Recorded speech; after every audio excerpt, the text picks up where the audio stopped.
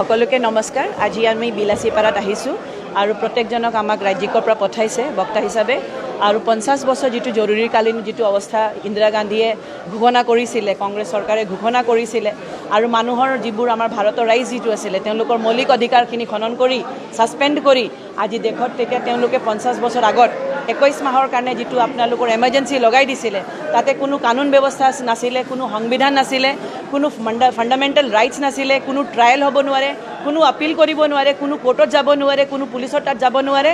সেই গোটেইখিনি ছাছপেণ্ড কৰি আৰু আপোনালোকৰ মিডিয়াক তেওঁলোকে কি কৰিছিলে, ছাছপেণ্ড কৰি প্ৰেছ ইনফৰমেশ্যন ব্যুৰ' তাক ডিজল্ভ কৰি দিছিলে। আৰু কাৰো ৰাইটছখিনি নাছিলে, তেওঁলোকে স্পীচ এক্সপ্ৰেছন মৌলিক অধিকাৰখিনি শেষ কৰি দিলে এই ইন্দিৰা গান্ধী। আৰু কিহৰ কাৰণে কংগ্ৰেছে কৰিছিলে? সত্তাৰ কাৰণে, তেওঁলোকৰ পাৱাৰ লাগিছিলে। কাৰণ এলাহাবাদ হাইকোৰ্টে ইন্দিৰা গান্ধীক প্ৰাইম মিনিষ্টাৰ হিচাপে তেওঁ মানে কি কৰিছিলে, নাল এণ্ড ভইড কৰি দিলে, আৰু MP হিচাপে তেওঁৰ 6 বছৰৰ কাৰণে ডিবাৰ কৰি দিছিল। চ' আজি এইটো ডাঙৰ কথা যে কংগ্ৰেছে যদি সত্তাত নাথাকে, তেওঁলোকৰ হাতত পাৱাৰ নাথাকে, তেওঁলোকে পাগল হৈ যায়।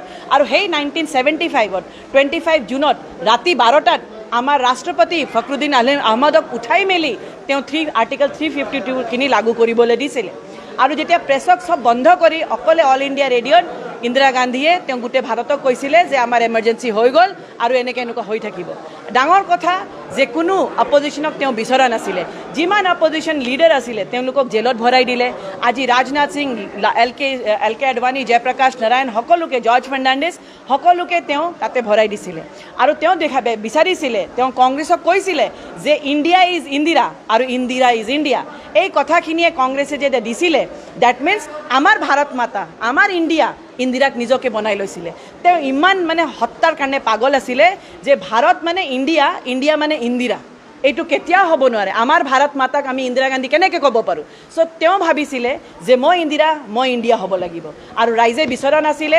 সেই গোটেইখিনি 21 মাহ মানুহক কষ্ট দি 1 লাখ মানুহ নিয়েৰলি তাতে কি হৈছিলে, জেলত খটাই দিছিলে, জেলত বন্দী বনাই দিছিলে। আৰু তেওঁৰ পুতেক সঞ্জয় গান্ধী জবৰদস্তি নচবন্দী কৰাই দিছিলে, ষ্টেৰিলাইজেশ্যন কৰাই দিছিলে। বাচ্চা, বুঢ়া, বিয়া হোৱা নোহোৱা সকলোকে নচবন্দী কৰাই তেওঁলোকক বাচ্চা জন্ম দিয়াৰ অৱস্থাত বেয়া কৰি দিছিলে। চ' আজি তেওঁৰ পুতেক সঞ্জয় গান্ধী ভাৰতৰ ৰাইজৰ ওপৰত যেনেকুৱা তেওঁলোকে অত্যাচাৰ চলাইছিলে, সেই অত্যাচাৰো ভগৱানে হিচাপ কিতাপ বৰাবৰে কৰিলে। আৰু ক'ব বিচাৰিছোঁ যে ভাৰতীয় জনতা পাৰ্টি এনেকুৱা জৰুৰীকালীন কেতিয়াও আনিব নিদিয়ে, কেতিয়াও আনিবলৈ আমি নাভাবোঁ। আৰু আমি সংবিধানৰ যিমান ৰক্ষা কৰোঁ সিমান কোনো নকৰে। ৰাহুল গান্ধী সংবিধান লৈ ঘূৰি থাকে, ৰঙা কিতাপ লৈ ঘূৰি থাকে। মই নাজানো আমাৰ সংবিধানৰ ৰংটো ৰঙা নহয়, কোন দেশৰ ৰংটো ৰঙা মই নাজানো, কিন্তু তেওঁ ৰঙা কিতাপ সংবিধান বুলি কৈ থাকে। কথাটো হ'ল তেওঁ যেনেকুৱা সংবিধান দেখাই ফুৰি থাকে, তেওঁৰ তেওঁৰ দেউতা থাকোঁতে কেনেকুৱা সংবিধানৰ এটা মাৰ্ডাৰ হৈছিলে এমাৰ্জেঞ্চিৰ নামত, সেইখিনি তেওঁ কেতিয়াবা ভাবিব লাগে যে 1975 আজি 50 বছৰ হৈছে। Rahul Gandhi emergency in India 1975 অলপ পঢ়িব লাগিব, কংগ্ৰেছে পঢ়িব লাগিব যে এনেকুৱা অত্যাচাৰ আৰু আমি কৰিব নিদিওঁ। কিন্তু নতুন প্ৰজন্মই জানিব লাগিব যে 50 বছৰ আগতে ভাৰতত কেনেকুৱা অত্যাচাৰ কংগ্ৰেছ, ইন্দিৰা গান্ধী আৰু ইন্দিৰা গান্ধী কৈত্ৰী, তেওঁলোকৰ group of people of Congress এনেকুৱা অত্যাচাৰ চলাইছিলে।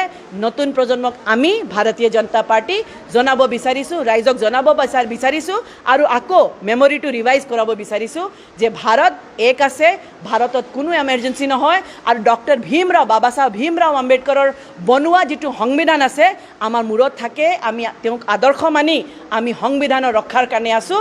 ভাৰতীয় জনতা পাৰ্টি বাবা চাহেব ভীমৰাও আম্বেদকাৰৰ সপোন সংবিধান সুৰক্ষা কৰাৰ কাৰণে আমি আছোঁ, সকলোকে লৈ চলিবলৈ আমি আছোঁ। কিন্তু কোনো এমাৰ্জেঞ্চি লগাবলৈ নৰেন্দ্ৰ মোদী কেতিয়াও ভাবিব নোৱাৰে। আজি আমি ইয়াতে এটা বক্তা হ'ল, তাৰপিছত আমাৰ এটা এক্সিবিশ্যন আছে। আৰু এইখিনি বস্তু আজি গোটেই অসমত যিমান আমাৰ জিলা আছে প্ৰত্যেক জিলাতে চলি আছে। আজি গুৱাহাটী মহানগৰ জিলাতো চলি আছে, আমাৰ ৰাজ্যিক কাৰ্যালয়ত হৈ আছে, প্ৰত্যেক জেগাতে চলি আছে। তাতে বক্তা, তাতে ৰাইজক সচেতন কৰা যে 50 বছৰ আগতে ইন্দিৰা গান্ধী আৰু কংগ্ৰেছে কেনেকুৱা অত্যাচাৰ চলাইছিলে এমাৰ্জেঞ্চি নামত। ধন্যবাদ।